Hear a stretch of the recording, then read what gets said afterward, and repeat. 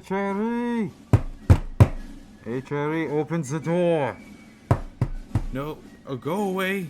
Go open the door! Oh, no, what do you want? What do you want? HI, it has been 4 months as of recording this that you promised Imperial Eagle 5. This was supposed to be a major comeback, a great returning of the king. It has been 4 months. What has gotten into you? I'm sorry. Let me explain. Listen.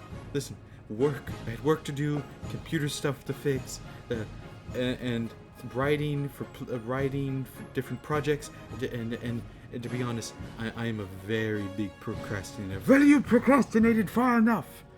It's time to get this done with, okay? Everyone wants to know what happens in the 30s and the Great Depression. I know. Listen, it's out now. It is out now. Now, can we please start this video and let people watch the video that you want so badly? Okay, fine. I suppose I can forgive you this one time, but you've got to keep a better schedule, man. Okay, I promise. I'll be better with my scheduling. Now, can we let the video continue? Yeah, we can. Enjoy this edition of Imperial Eagle 5, The Great Depression. The Golden Twenties, a time of peace, wealth, and prosperity to the victors of the Great War. And indeed it was an economic golden age for the world of the victors. The three leading countries of this economic growth were the German Empire, the United States, and the Russian Empire, who became the industrial powerhouses at the end of the Great War. Products were built and sold worldwide, such as Ford's new T-model engine, and loans were handed out in huge quantities. And the new trend of the average citizen of one of these nations was the investment of stocks, which put even more money in their wallets. After all, why just work for your money when your money can work for you? This business strategy was effective from the citizens to corporations and to the banks, who handed out loans for people to invest in more stocks and gladly took the interest, even borrowing money from customer bank accounts to invest in stocks themselves. And by 1929, Germany and her allies' total wealth had doubled since 1918. The Entente members, on the other hand, such as France, the United Kingdom, and Romania, were not so lucky. Due to the cost of the war and the debt payments of the Central Powers, poverty and despair were the common sights of Paris, and fuel added to the fire of hatred in the 1920s when France lost control of North Africa to the Rif tribe, who formed the Rif Republic when inspired by the revolts in the Middle East. The people of France were in shambles. They wished to redeem their national prestige, their honor, and create a new golden age, a new French Empire. General Philippe Pétain, also known as the Lion of Verdun, was also outraged by France's defeat in the Great War and at such a high price of French lives, and sought to avenge his fallen soldiers and France through politics. In 1929, Philippe would be the head of the Action Française, a nationalist movement who wished to preserve the traditions and honor of France. He was very popular with the people for his bravery in the Great War and gave rousing patriotic speeches in the streets of Paris, rallying the people for change amidst the hard times. His views and ways of politics would make him and his party part of the fascist wave movement that swept through southern and northern Europe. The fascist wave movement was an event that began with the father of the fascist ideology, Benito Mussolini, in Italy. Despite winning the Great War, Italy was struck by recession and unemployment in the 1920s due to demobilization and the disruption in agriculture due to the effects of the war. People felt abandoned by the democratic government, who failed to fix the issue. The conditions of Italy felt like it lost the war rather than won. People called for a change, one of whom was Mussolini, who was a political activist. He wrote papers and made speeches for a call of unity and for a successful authoritative government, fathering the idea of fascism as a result, which was an ultra-nationalist, authoritarian, anti-liberal, and anti-communist ideology. he gained popularity amongst the poor and veterans as he promised reforms and changes that would bring the Italian peninsula back to the prosperity since the days of Pax Romana. In October of 1922, he and his supporters marched on Rome, where King Emmanuel of Italy was forced to make him prime minister. He reformed the government and implemented new industrial and agricultural reforms and projects which increased jobs and built up the economy. He was able to consolidate power due to his popularity and success, and the government became under his and his party's only rule, becoming known as the El Duce. The fascist idea swept southern Europe and in Britain as a result, and the fascist wave movement became a deep concern for Germany and her allies. But despite the political unrest and rousing speeches, the world was at peace, and the economic growth continued around the world from DC to Tokyo. But all the peace would need to break was one wrong turn, and the flames of war would spread again. And in October of 1929, the turn came when the debts grew too large and sales began to plummet, including the prices of stocks.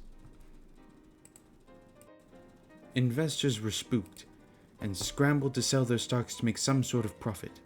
The economy couldn't keep up with the panic, and the stock market crashed in Berlin, Wall Street, and St. Petersburg. The value of money started to become worthless, and the economies became shambled. The month starting the event was known as the Black Fall. The event itself was known as the Great Depression. Banks closed, jobs were lost, and homelessness and soup kitchens became the common sight of even the most wealthiest cities. By 1930, 40% of Germans were jobless, but in France, 70% were jobless, and this was it, the moment Pétain was waiting for. In his presidency campaign, he spoke in front of the Arc de Triomphe, in front of thousands of people, saying, "How much more should France suffer? Paris has been backstabbed by the politicians, while you, O fiery spirit of France, died in the fields of Verdun and in the Somme against the Hun. While you riot just for scraps, the Senate has filled its pockets with your wealth. It is time for the spirit of France to look to a new horizon, and it is time for the Senate to be led by the spirit of France once again and regain her honor. Vive la France!" These typical riots of Paris then became organized political marches, called the March of the Lion, that called for the change and prosperity Pétain was promising. The blue shirts would be created during Pétain's campaign and became the Action Francais's enforcers, disrupting other political parties and targeting communists, Jews, gypsies, Germans, and other supposed anti-fascist groups and people. And in the 1931 elections, Pétain was elected President of France, and the Action Francaise held the majority of the Senate. Pétain used his popularity to slowly turn France into a military dictatorship under his rule, and he solidified a plan to revive the economy and France's prestige, passing what was called the Fleur de Lis Bill, which would create new architect plans, infrastructure, and rapid military and industrial development, thus creating more jobs for France and saving the markets. Meanwhile, across the British Channel, Oswald Mosley and the British Union of Fascists were also gaining popularity in Britain. Because of the Depression, local gangs grew very powerful across the island, such as the Razor Gang. But Mosley and his black shirts would fight and put down these gangs one by one, to show that they were a party of authority that would do something to keep the peace, unlike what people thought of the other parties in Parliament, who lost the war, bent their backs to criminals, and saved their own coin amidst the Depression. Mosley also had many economic bills to help the kingdom, such as reforming banks and abolishing income tax. Mosley and Pétain held great respect for each other, and both Britain and France worked closely together on economic, politics, and military affairs.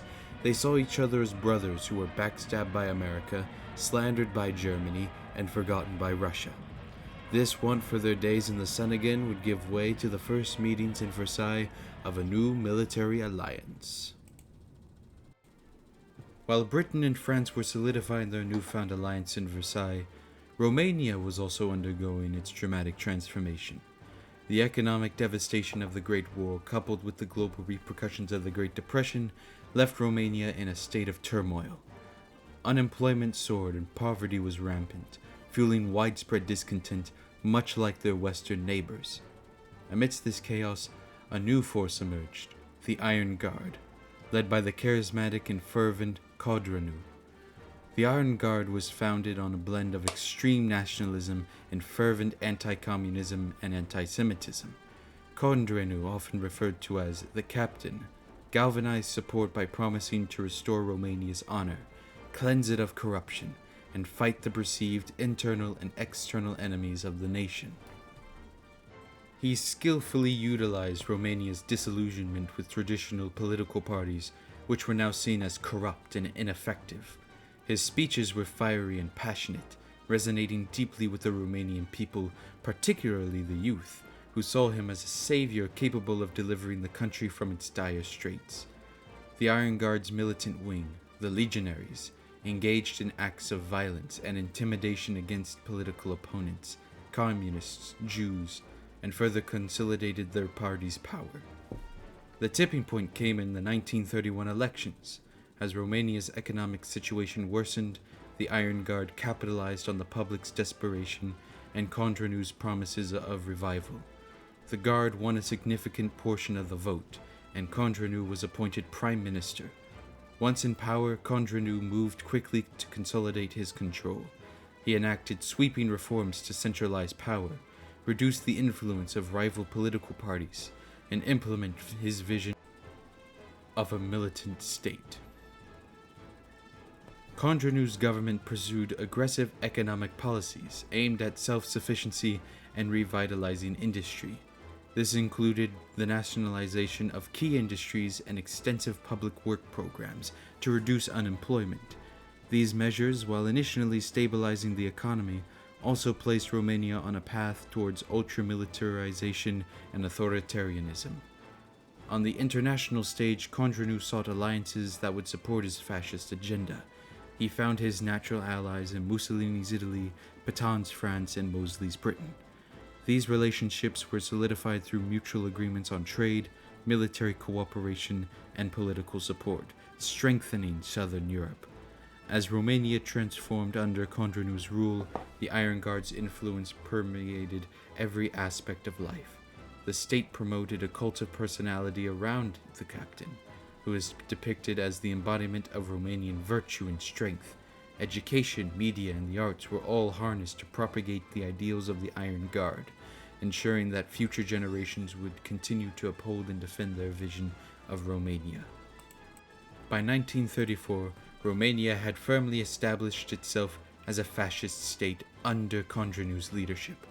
The Iron Guard's radical reforms and militaristic ethos had not only reshaped the nation, but also contributed to the growing tension and instability in Europe. The alliances formed with other fascist nations laid the groundwork for a new power dynamic on the continent, one that threatened to plunge it into another devastating war. But amidst these political changes, the Great Depression carried on, and hit America and Germany the hardest. Soup lines in America wrapped around city blocks, and in Germany it would take millions of dollars to buy bread, but by the time you got to the bakery, the money was even more worthless. The crash of the Berlin stock market was felt throughout her empire's overseas colonies that were already facing hardships. Ghana's major exports such as sugar and rice would collapse, and a new challenge would emerge for both America and Germany in Indochina, also known as Vietnam. The colony of Vietnam had rebelled against the French before the Great War by different independent fighting groups. Now these groups were united by 1932 into one army known as the Viet Cong, led by politician and independence fighter and communist revolutionary Ho Chi Minh. The skirmishes mostly took place around small rebel pockets across both colonies, especially near Hoa Lu, the ancient capital of Vietnam. The German Pacific Legion and the U.S. Marines were constantly ambushed in the jungle when the squads tried locating the rebel bases.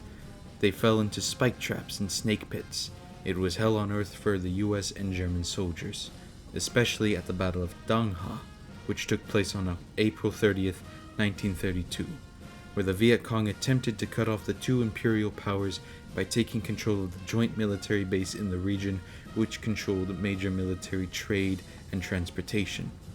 which ended in a Viet Cong victory, dividing the two powers. General MacArthur of the US in the Philippines rallied the United States and German forces for a counterattack, which would take place very soon. But while that was happening in Vietnam, Germany was facing most of its trouble in Africa, in the post-Middle African colonies. The German East Africa colony was the only mainland territory to remain under German control in Africa after what became known as the political explosion of the century. Governed by military commander and hero Paul von Lettow-Vorbeck, Vorbeck and his Sturztruppe held their ground against Congo rebels in the Tanganyika campaign from November 3, 1929 to March 10th of 1930. After the Congo rebels were unable to break through the Imperial lines, the rebel warlords began to fight with each other from the Congo to the Ivory Coast for more power and control over the African lands.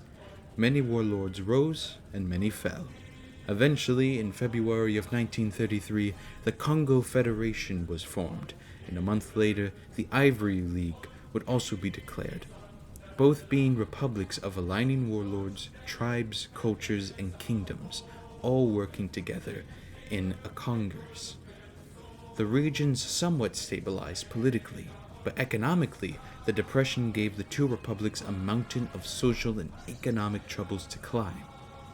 However, despite these things, the Congo nations never forgot Governor Paul in his victory on the lake.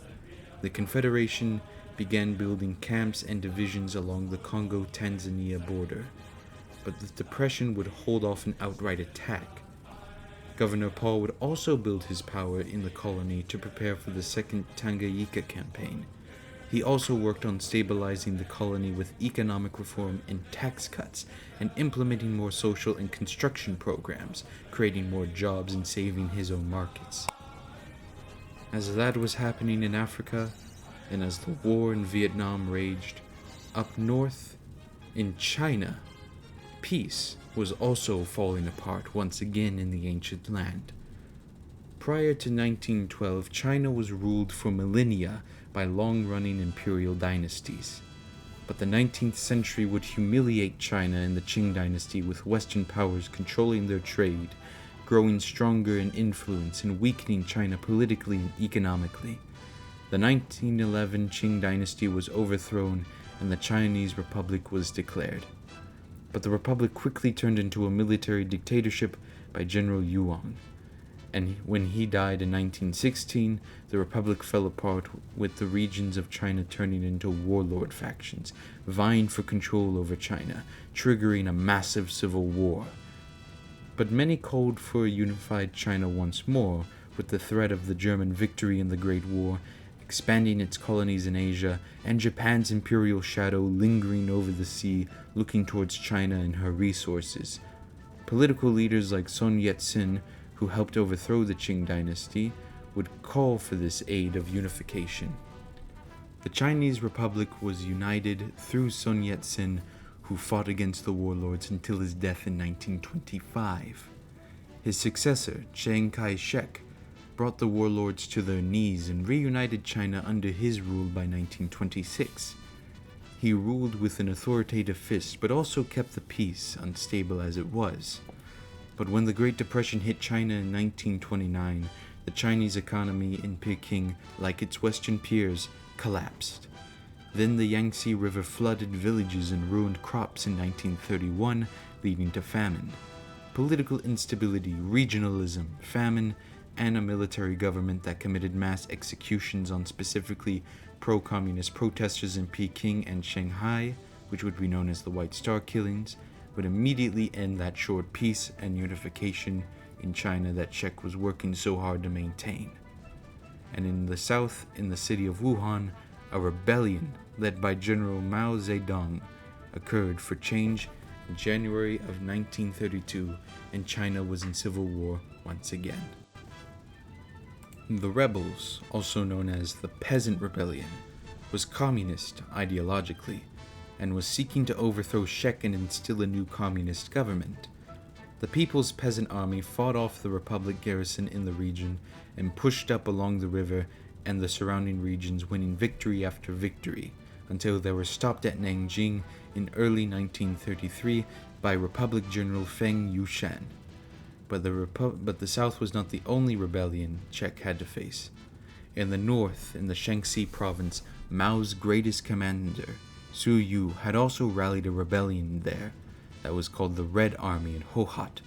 Su Yu defeated the commander Cheng Ling in the northern campaign, pushing his forces to the Great Wall, where the Red Army was halted by Liang's southern reinforcements from Shaanxi, led by Commander Yin Shengsun, who would be known as the Guardian of the Great Wall for his successful defense from May 31st to June 28, 1933, and resulting in the death of 110,000 troops from both sides in the span of 5 months in the Northern Campaign. But as the Northern Campaign in China dragged on, reports from Su Yu's lieutenants reported of raids happening in the northern Inner Mongolian province. Communist bases were found left in ruin near the borders of Mongolia, with all troops dead and resources such as food, medical supplies, and weapons being taken. This concerned Su Yu, for there was no Republic influence in that land for a long time since he conquered it. The Republic was unable to do air raids in that region for a long time. There was no trace as to who was commanding the raids until a banner of gold and red coloring with religious and royal symbols was found in one of the camps. Su Yu became very worried, for he knew who this banner belonged to and sent out a transmission to Mao Zedong in the south of what was happening in his campaign. But then in April of 1934, he received his own transmission from one of his lieutenants of an army from Mongolia marching towards the city of Baotou. The man leading that army was born into nobility in the Baltics. Once a soldier in the Russian Imperial cavalry, he was a staunch monarchist and a lover of ancient history and of the East. He participated as a raiding captain for the White Army in the Russian Civil War and hated communism. However, he was known to be mentally unwell, despite his military genius. Tsar Nicholas II noted him as a madman and very prideful in his heart. He raised an army in the steppe and conquered Mongolia from the communist warlords and took the rulership of Mongolia for himself. He rebuilt Mongolia from the wars and stabilized it. He was known by different names: the Mad Baron, the New Kong. His name was Ungern Sternberg. But the Mongolian people knew him by one name: the God of War. He saw this civil war in China, and his love of battle and hatred for communism had led him to get involved.